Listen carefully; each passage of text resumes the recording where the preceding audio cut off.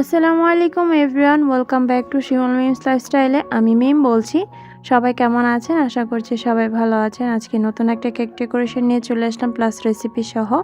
তো এই বিউটিফুল কেকের ডেকোরেশনটা আজ আপনাদের সাথে শেয়ার করব। আশা করছি সবারই ভালো লাগবে।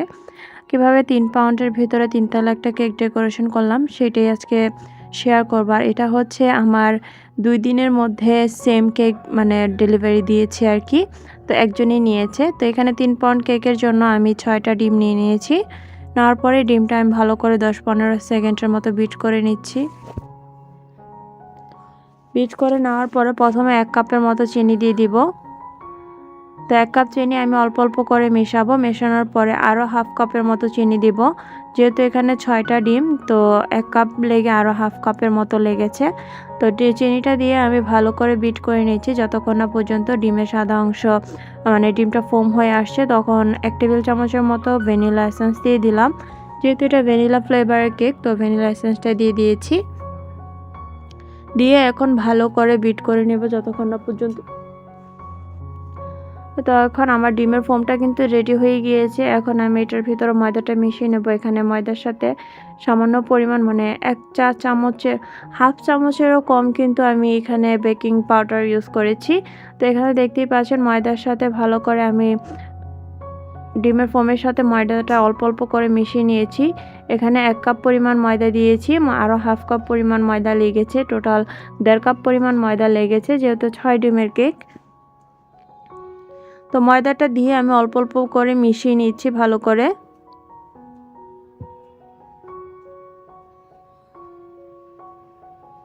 তো এটা আরও হাফ কাপ ময়দা। তো এটা আমি ভালো করে অল্প অল্প করে মিক্স করে নিচ্ছি।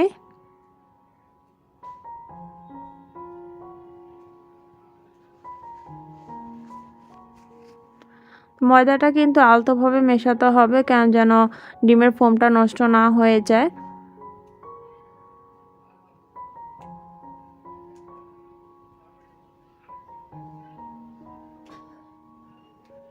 তো এখানে 3টা মোল্ড নিয়েছি, একটা 8 ইঞ্চি, একটা 5 ইঞ্চি 6 ইঞ্চি আর আরেকটা হয়তো এটা 4 ইঞ্চির মতন হবে। তো এই নিয়ে আমি তিনটাতে আমি কেকের ভেটাটা ঢেলে দিয়েছি। দেওয়ার পর এখন এটা আমি চুলায় বসিয়ে দিব বেক হওয়ার জন্য।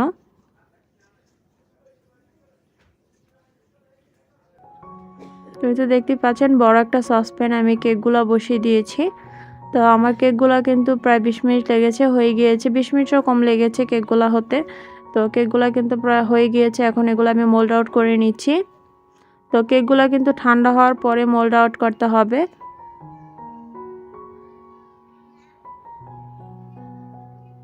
তো নিচের এই অংশগুলো আমি এখন কেটে ফেলে দিব।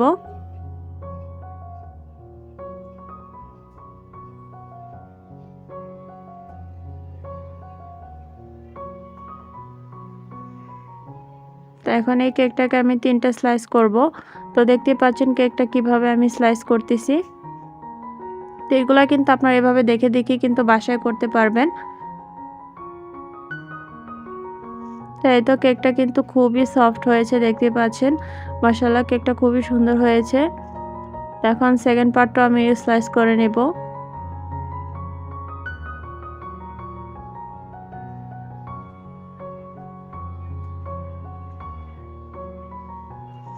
তাই তো 3টা পার্ট করে নিয়েছি, যে 8 ইঞ্চি কেক মোল্ডে যেটা বেক করেছিলাম।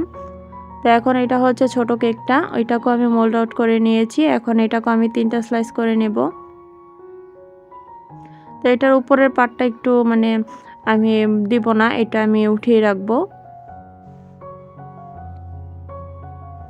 আমার কেক ডেকোরেশনের ভিডিওগুলো আপনাদের কাছে কেমন লাগে অবশ্যই কিন্তু কমেন্ট করে জানাবেন।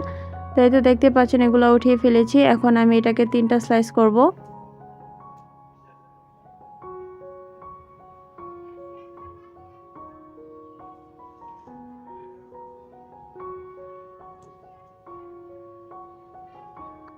তো কেকগুলো কিন্তু খুবই সফট হয়েছে।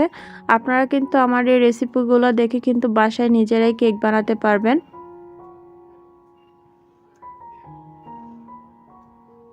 তো এই কেকটা আসলে বাকি 2টা কেক উঠানোর সময় কেকটা একটু আমার হাতে নাড়া খেয়েছে, যার কারণে কেকটা মানে নিচের দিকে এভাবে বসে গিয়েছে। তো ভয়ের কিছু নেই, কেকটা আমি সুন্দর করে স্লাইস করতে পারবো। এটা আসলে আমার একটা ফল্টের কারণে এরকম হয়েছে।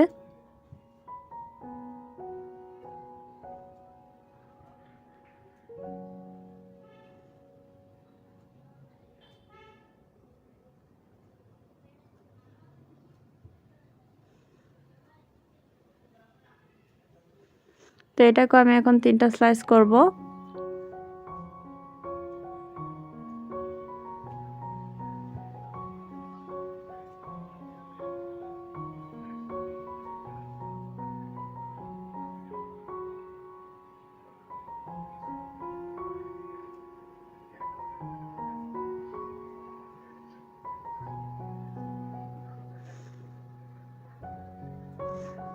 তো এখন আমি একটা 10 ইঞ্চি সাইজের একটা কেক বোর্ড নিয়ে নিয়েছি। নেওয়ার পরে যে 8 ইঞ্চি কেকটা ছিল এটা আমি বসিয়ে দিলাম, দিয়ে এটার উপরে সুগার সিরাপ দিয়ে দিব।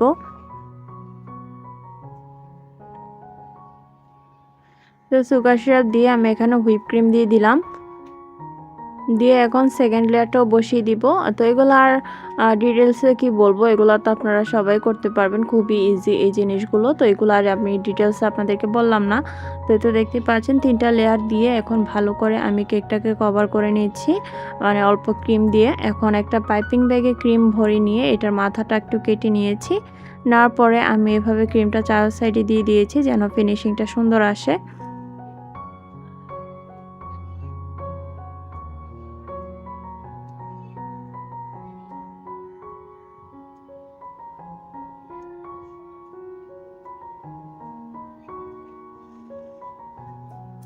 এখন দ্বিতীয় লেয়ারটাও দিয়ে দিলাম, দেওয়ার পরে মানে দোতলা কেকের যে সেকেন্ড লেয়ারটা থাকে ওইটা আমি মানে ওই নিচে বোর্ডে আমি ক্রিম লাগাইনি, যেহেতু কেকটা আমি এখান থেকে উঠিয়ে ফেলবো, যার কারণে এখানে আর ক্রিম লাগাইনি।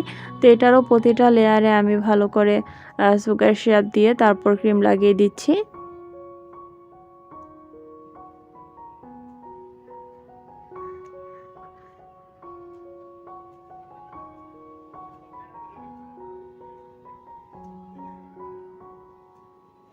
তো দেখতে পাচ্ছেন প্রতিটা কেক কিন্তু আমি এভাবেই সেমভাবে ফিনিশিং নিয়ে এসেছি।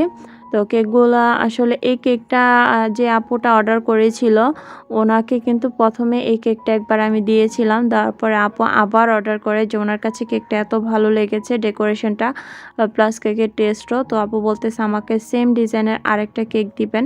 তো 2 দিন পরে আপু আবার সেম ডিজাইনের আরেকটা কেক অর্ডার করে, তো এটাই আমি তৈরি করছি। তো প্রথমটা আর আপনাদের সাথে ডেকোরেশনটা শেয়ার করিনি।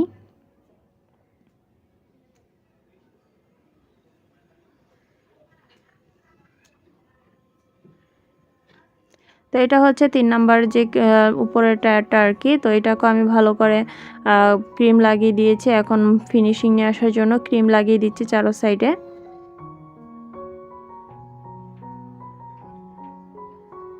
তো 3টা কেক আমি একটু ফ্রিজে রেখে দিয়েছিলাম সেট হওয়ার জন্য। তো এখানে আমি কেকটা দেখতে পাচ্ছেন নিচ থেকে এভাবে উঠিয়ে আমি দিয়ে দিচ্ছি।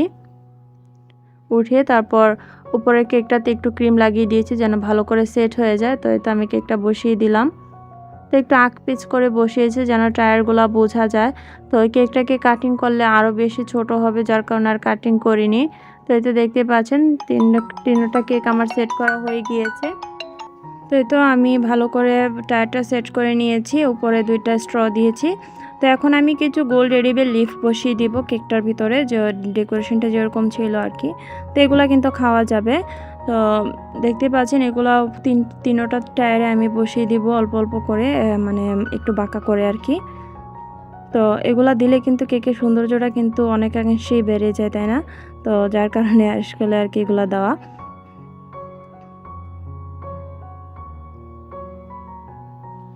তো আমাদের এই কেক ডেকোরেশনগুলো আপনাদের কাছে কেমন লাগে অবশ্যই কিন্তু কমেন্ট করে জানাতে ভুলবেন না। তো এগুলা আমার ডেলিভারি দেওয়া কেক, যেভাবে আমি করি সেভাবে আপনাদের সাথে শেয়ার করি। তো এখন কিছু সুগার বল ইউজ করব কেকটার উপরে।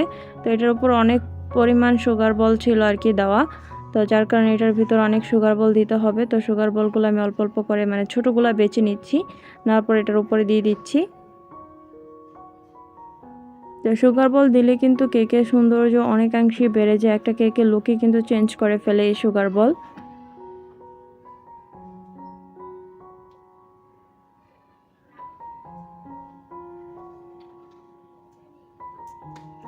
তো এই তো আমি এখন এটা সেট করে নিয়েছি। তো এখন সকালবেলা বাকি কাজগুলো করে নিচ্ছি।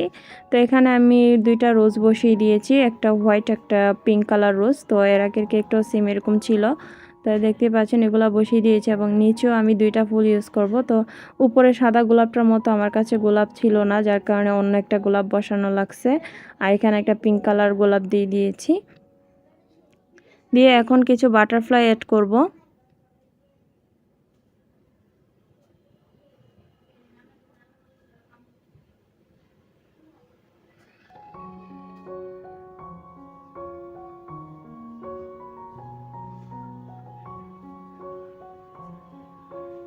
আর এখানে একটা সবশেষে একটা 3 একটা টপার বসিয়েছি, সাথে একটা হ্যাপি বার্থডে টপার বসিয়ে দিয়েছি। তো এখানে নামটাও বসিয়ে দিয়েছি ফন্ডেন্টের উপরে লিখে। তো দেখতেই পাচ্ছেন এটা হচ্ছে আমার কেকের ফাইনাল লুক। আর উপরে হ্যাঁ কিছু পাতা দিয়ে দিলাম যেন একটু এলিগেন্ট লাগে দেখতে। তো এটা একটু দিলে ভালো লাগতেছিল, যার কারণে আমি একটু দিয়ে দিলাম আর কি।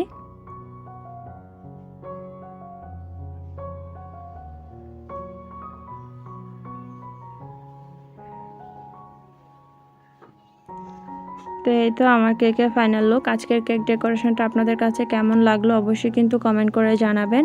আর আমার চ্যানেলটি সাবস্ক্রাইব করতে কিন্তু ভুলবেন না।